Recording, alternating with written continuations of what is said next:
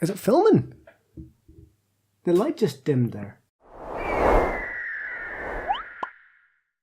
So Dragon Ball Super is over, and we agreed in our last video that we were pretty big fans. But it didn't do everything right. So joining me today to talk about what Dragon Ball Super didn't do right is Rick. Hi, Rick. Hi, everybody. Yay. It's a pleasure to be here. Oh, jeez, Rick. It's Rick and Morty. I know that, but we're not talking about Rick and Morty. Oh. Making his final appearance on the channel. My name's Scott. As always, I'm here. With whoever wants to be here.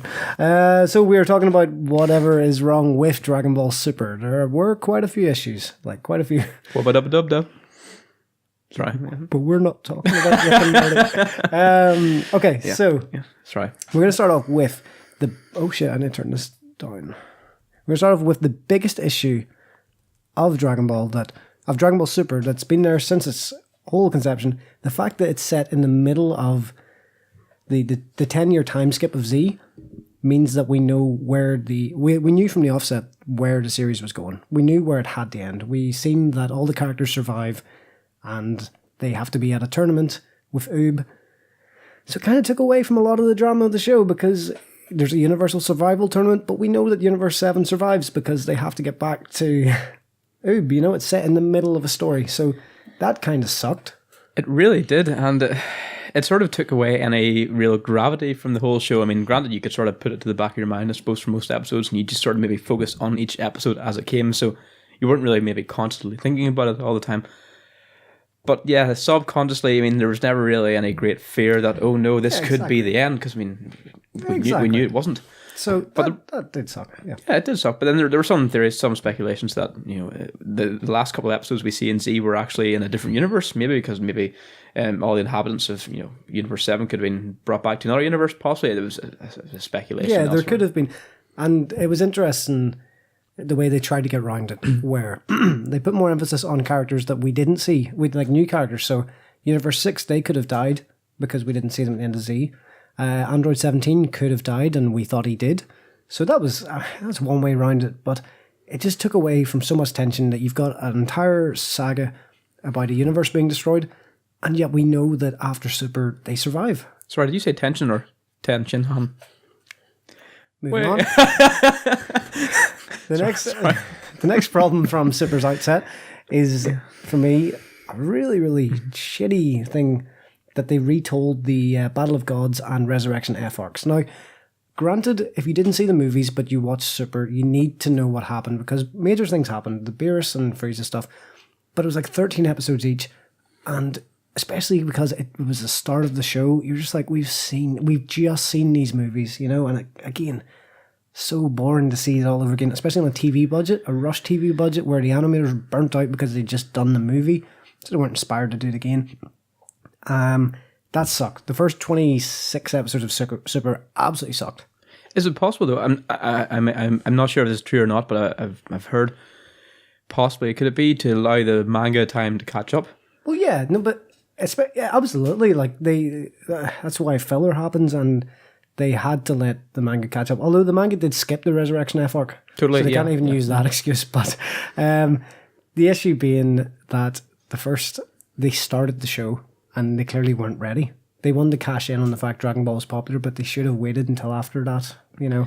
It really was abysmal, but at the same time, we have to remember that every episode was, I think, produced from scratch inside a week, wasn't it? Roughly, you know, from animation to voiceovers and whatnot, and it was, according to like an Insight video I saw as well, basically a lot of the animators in Japanese culture, or, you know, anime producers, they work under like almost slave-like environments, so I mean, like, it's tough. They're under a lot of pressure, but at the same time, you know, I think that's more to do with their own culture rather than, you know, Dragon Ball specifically. But yeah, definitely, you're right. It really did fluctuate massively in quality. So a bit more time probably in between wouldn't have hurt.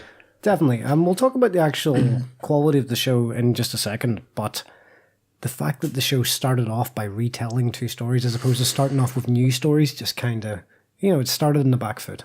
And a lot of people switched off from Super because of that, because they're like, this is just a worse version of the movie, you know? Mm-hmm. It's the movie without the feature film budget, without the great animation. You've seen some of the animation was horrendous in it. So you're just watching the same thing but dragged out over longer. Again, you know how the story's going to end. That kind of sucked. It really did, and unfortunately, there's no way of sugarcoating it. I mean, some of like the screenshots, which went viral around Facebook, YouTube, all social media, it was just abysmal. I mean, basically, Dragon Ball Z it's a brand, it's a product, and it's got so much heritage, it's got so much global acclaim and recognition that it was almost like giving it like 2 fingers up. Really, I mean, it definitely tarnished brand, like you said, and I think it probably cost a lot of potential new fans, in the current generation. Maybe it alienated some of the older fans. I don't know. It certainly didn't alienate us. I mean, we saw it through. I would say the first 30-odd episodes of Super, we endured it as opposed to enjoyed it, So that was a shame that you started off a brand new show by retelling 2 movies that we'd just seen. So that kind of sucked. Didn't make any sense. No, it didn't make any sense. Okay. Should we get on to the big one? Let's go on to the big one. Power scaling was ridiculous. I mean ridiculous. It really was. I'm going to start off with Trunks. I'm sorry. I know you said you weren't as bothered by it, but Trunks defeats Zamasu, who, I mean, Vegito was toe-to-toe. Vegito Blue was toe-to-toe with, and Trunks just gets random power boosts. He becomes Super Saiyan... What did we say? Rage. Super Saiyan Rage. Yeah. And he pulled that out of his ass because the story needed to. Which, storytelling-wise, okay, it was dramatic, it was exciting at the time, but there was no explanation. These characters just got power boosts. It doesn't really make any sense. So I mean, look at it this way. So to begin with, he was like, we'll just put it in. We'll go through it step by step. He was a Super Saiyan 2, roughly, probably. Well, he would have been weaker than Vegeta at Super Saiyan 2, probably, wouldn't he? Well, the thing is, again, the power scaling is all over the place. Look at it this way. I'll come back to it. But on Potiphar, Super Saiyan 3 Gotenks couldn't even phase copy Vegeta in base form. Yeah. But yet Cabba, who hadn't any transformations up his sleeve or any, well, we don't know how much formal training he had. He was apparently toe-to-toe with Vegeta. Although you can... Their storytelling crutches.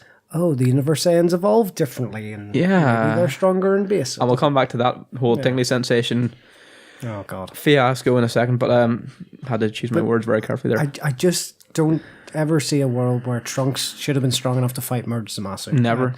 And I wasn't a fan of how Super just brought in new transformations just because a character was weaker, and they're like, oh, new transformation. It's like Super Saiyan Royal Blue. It was an awesome episode, but they didn't explain it. It's like, what was Vegeta's limit breaker, or what was it? And then Ultra Instinct I liked because it was kind of hinted to before. Whis had said as early as episode like 26 during the Freeze arc, your body needs to move independently and you need to not think. At least that was hinted towards, but Vegeta's one came out of nowhere.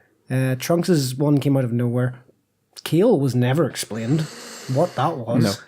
That was just like, hey, you like Broly? Here's Broly. And then she has a different form and she has a mastered form. Come on. That's a lot of different talking points. But first, we should go back to Trunks, I think, with regard to him. And if there's any form of justice or consistency in this world, he should not, I repeat, not have been able to, enter the same arena as Zamasu, whatever. Or, well, not Goku Black, not Zamasu, because, Zamasu was weak. He was just immortal. Do you remember when they were training and it was Trunks and Vegeta sparring and Blue Vegeta just knocked Trunks on his ass? Like, he was holding back as well. Because obviously, come on. He was. But, just to put in context here, Super Saiyan God, now there's a bit of maths and calculations, but like there's a bit of ambiguity around him. So, Goku thought that Super Saiyan God was stronger than Super Saiyan 3 Vegito because whenever he first fought Beerus on Goku's planet, or King Kai's planet, he fought Beerus as Super Saiyan 3 and there was no match, no contest whatsoever. Beerus just flicks him. Exactly, yeah. And then after it, Goku was like, I don't even know if fusing with Vegeta would be enough. And he's probably assuming that Vegeta or Vegito would use Super Saiyan 3, which is obviously a 400 times multiplier. So, Super Saiyan God is stronger than Super Saiyan 3 Vegito. I think it's safe to assume we've all sort of established that. Well, this is the bit that kind of confuses me because whenever he's fighting Kefla later on, exactly, he says, I can't sustain Super Saiyan 3, so I'll go Super Saiyan God. Now, maybe it's still stronger, but it doesn't have an energy drain as much, and that's what he means, but like, I don't understand. That doesn't make any sense. Oh, no. I'm saying Super Saiyan God is stronger than Super Saiyan 3 Vegito. He's obviously stronger than Super Saiyan 3 Goku. That's what I'm saying, because when he fights Kefla later on, he's like, oh, I can't stay Super Saiyan 3. I'll just go God instead. Yeah. And that's just comparing it to Super Saiyan 3 Goku. So, well, I think they work on two different energy supplies. Super Saiyan 3 is basically like it's a forced power up. Basically, Super Saiyan 2 and Super Saiyan 3 are forced power ups. So apparently the Super Saiyan is the only real transformation, and then everything else is just forced beyond that. Whereas the Super Saiyan God transformation requires God Ki, obviously, so it's on a totally different path altogether.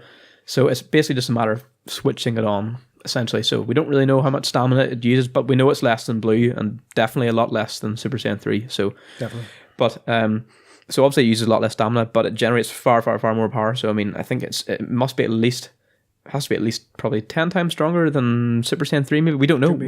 It could be 20. So my issue, not necessarily with numbers. I don't care about the numbers so much, but my issue is that characters who you think should be trounced randomly will get a boost, and they will just become strong enough. And it did make it kind of exciting storytelling week to week, but it's only when you stop back and they don't explain it and they just move on. That kind of annoyed the crap out of me. Krillin gets his boost, and then in the Tournament of Power doesn't have his boost anymore. Or Kefla's random power-ups, or Cabba's random power-ups. It just felt a little bit underwhelming. And the fact they didn't explain what Super Saiyan Rage was, or Super Saiyan Berserk, it was like, come on. Yeah, again, Blue Vegeta, they brought these things in and they didn't explain them, and that kind of broke me out of the story. It's okay if it happens, but you need to explain it after a bit. So the Royal Blue thing, though, I think it's to me, it's a throwback to the original Ascended Super Saiyan, which was against Imperfect Cell. Yeah, we're not saying that Z did it better. Z also did it pretty bad. You know, just like, he just goes, "Oh, I went beyond Super Saiyan. I'm now Super Vegeta." What does that mean? What does Super Vegeta mean? What is this? That's just to me, that it's basically just a throwback to that there, but it might not be. I mean, it is different in its own right, and like Scott just said, it's not explained at all. I mean, it's pupils change color. He gets pupils. He's never had pupils before. Vegeta has pupils. Oh, you know, there you go. And there's the extra sparkly orbs in the aura. I mean, generally that tends to symbolize something. So yeah, is it a higher level of godly power? They found a new plug-in for effects. So it's all about plugs with you, isn't it? True. What was I say? So that was one of my issues, just not explaining the new things that you bring in. Keel's forms, Vegeta's forms, okay. I didn't like the fact that even Super Saiyan Blue, we never seen the transformation. That annoyed the crap out of me as well. Yeah, but well, no, because the transformations are so epic, and Blue's the kind of, when you think of Dragon Ball Super, you think Super Saiyan Blue, you know, it's on all the posters, it's the big transformation, and yet we never see it happen. We never see it, you know, we see them punching on Whis planet, and we see blue energy, but we never actually see them transform, and I think that was a big loss. And I know for like 20 episodes after that, I was like, oh, we're going to see how Blue happened, you know, or we're going to see another character go blue, and we just never did, and that sucked. But I'd go a step further and basically question Vegeta. I mean, we know Goku had God Ki. He went to Super Saiyan God before, and his body remembered the Ki, adapted to it, whatever. But Vegeta didn't even have that. Yeah, he just became Super Saiyan God. Yeah, I mean, apparently he could just train that way himself. Now, listen, if he could just train to become that strong, then how come he didn't stumble upon Super Saiyan 3 on the way? I mean, did he find it? Yeah, I think he maybe just ignored it. But that's the thing. Super didn't explain these things. It was like, oh, this would be cool. And then just left it, you know. But it's like, is it like, I suppose you can relate it to maybe like a real life example, you know, where you there's a really attractive woman across, you know, who you know in your life, and you've chased her for forever, and then you see an even better one, you know, and then the better one, you know, takes you, acknowledges you, and then you forget about the previous one. Like, it's kind of like that. Yeah, no, just me. That's awful. But true. I know what you mean. Yeah. Like, it's like something new and shiny came along, so they forgot the old one. So that kind of sucked. But yes, actually, I'm sorry. On that note, I heard a theory that basically anyone who was involved in that initial ritual was actually instilled with some god essence or some god key, or basically were able to tap into some godly form with enough effort. So if that was true, then that would mean obviously everyone from Goten, Gohan, Trunks, and Videl / Pan would therefore possibly be able to do it. But it's you need to explain these things. You're grasping at straws, but give hints, you know. Mm-hmm. So that kind of sucks. You bring in these like plot devices to make a character do something, which I'm all for, but explain it a little bit, you know, after. So that wasn't great. Mm-hmm. Okay, we've covered. I think we should talk about inconsistencies. Okay, yeah, go for it. Well, the worst one, the retcons and stuff. Well, the worst one, I need to get this off my chest because it's been bothering me for a long time. Gohan. Mm-hmm. what happened to Gohan? Gohan was basically, we all know he was meant to take over, I think, from the Cell Saga, whenever Goku died, but then fans didn't like that apparently, so obviously the show was still very much Goku-centric. But at the end of, wasn't it, in Battle of Gods, Gohan was still ripped. He was still basically Mystic. He was Ultimate. He was, Yeah. He was, I mean... Yeah. I don't think he was at full strength. No, I don't think he was...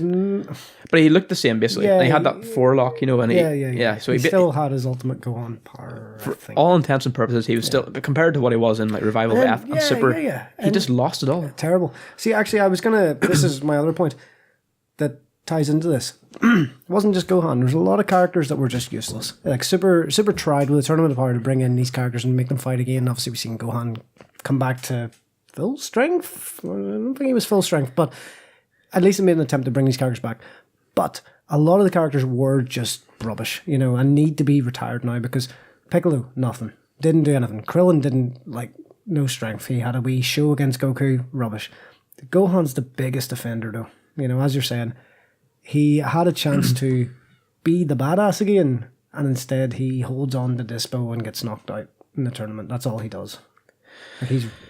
He's not, he's as you're saying, inconsistency wise, he should be a lot stronger, especially in 17. Well, we don't know how strong Gohan was because basically I think he went from 0 to hero inside a day. I mean, we saw that, that training scene where he was with Piccolo and, we know Piccolo was weaker than I think a regular Super Saiyan by this point, but yet whenever Gohan went Super Saiyan 2, Piccolo is still kicking his ass. Yeah. And he's like, Gohan, Super Saiyan isn't the extent of your power, is it? And then basically Gohan finds himself and he goes Mystic and the clouds disperse and it is pretty cool. He reawakens his old self and he's super powerful and he's able to decimate Piccolo. But I don't think he actually progressed beyond that. I think he basically retained the power that he had with Buu. Yeah. And basically, in comparison to basically the levels in Super, everything in Z is almost like fodder. Yeah.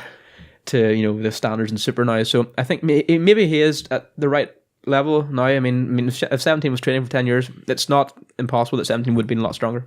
Yeah, okay, possibly. Yeah, that's fair. That's fair. I mean, I do remember reading, maybe you've heard before, that 17 apparently had more potential than even Perfect Cell. Oh, really? But he never got to unlock it because obviously he got absorbed. Oh, I never read. So, but still, Gohan, that he was a wasted character. There was a lot more potential there, no doubt. There you go. And what do you think of how it treated some of the other characters, like Piccolo? I keep picking on him. And Tien, and do you think Super should be we should praise it for trying to bring these characters back, or we should criticize it for bringing them back and then still making them fodder? Well, it's bittersweet. I think I mean it's fair enough they brought them back and they got a bit of a spotlight, particularly in the anime and the manga. It was well, we don't want to talk about that. The manga didn't exactly treat them well. No, but I don't know. It's I don't want to be unfairly cruel. How do you think that? How do you think it treated the lesser characters, the B team? I think Piccolo got a tough run. Piccolo, I mean, he was Goku's arch nemesis for years, and he had all these fusions, and he had a good training ethic, and he did everything right, and he was virtually left behind. He's a shadow compared to every Saiyan, so. Totally. He was definitely dealt a raw hand, which I don't understand because apparently he is Toriyama's favourite character, isn't he? I think he is. Pretty sure he is. I've seen a few things where he says he likes characters and he says he doesn't, and he says he does. So maybe he doesn't know who he likes. Maybe he's forgotten there. I don't. Forgotten. Piccolo isn't that a form of instrument? But yeah, the final biggest offender for me for Super was the unresolved plots. It kept introducing these new potential storylines, and then.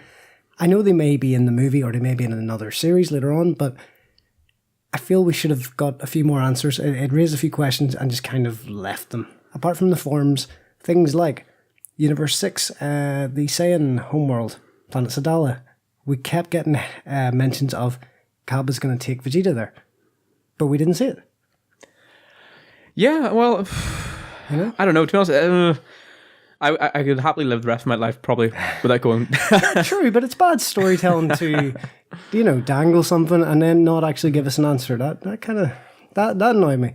Also, we kind of got a few hints of the Beerus Goku rematch. We seen Goku saying, "Oh, I was saving the Kaioken for you," and it's like, I know a lot of people are wondering: is Goku at the level of God of Destruction, or is he at the level of Beerus? I would have liked to have seen a rematch. I thought that would have been a really nice way to end the series. Without a doubt, but I mean, I don't know what happened in terms of storytelling. It just seemed like they ran out of time. I mean, oh yeah, it definitely some episodes they did feel somewhat rushed, but the fact that we know it's not ending. Well, we know Dragon Ball's not ending. Yeah, so there will be future chances for like a Goku v Beerus round 2, no doubt about it. Sure, but I think it'll happen. It'll happen eventually, probably soon. As to answer your question before with the Kaioken, I don't think he's at Beerus level just yet, because I mean, Beerus, he looks shocked, as if, like, we initially thought, well, not with the Kaioken, but if he masters Ultra Instinct. With Ultra Instinct, yes, but not with the Kaioken, right? I'm just saying that it was hinted at. It was hinted that this rematch was going to come. And I think it will. Although it's nice to speculate. It will, but it's annoying that it didn't come in the 131 run of Super. Yeah, but there's nothing we can do to change that now. Unfortunately, we can sit and complain about it. That's what this video is. I also would have liked to get a few answers to Ultra Instinct. He mastered it, but he lost it. It would have been nice to see just a bit of resolution with Ultra Instinct, maybe him training to try and learn it, or him going, I don't need to learn it, or I don't know. Well, is it something that he can learn? Because I don't know. He can definitely, whenever it activates, he can definitely, learn to control it, because, I mean, he obviously did, hence he mastered it, but I don't know if it's something he can turn on. Is it something you can master if you can't turn it on at will? It's confusing. I don't know. I don't know if we can put a definite answer on that. I think the English dub is going to have a field day with this. Because, is it mastered? But other things that I thought that we could have got a bit more of Zeno and the Angels, their true motives. That would have been cool if they had ulterior motives, or they seemed a little flat, and I thought maybe it was building up to something. Didn't. Oh, it's again kind of bittersweet, because there was a lot of speculation that they had, particularly the Grand Priest here. He was evil. In the dub, he's now called the Grand Minister. The Grand Minister. That's awful. That's awful. Why would you do that?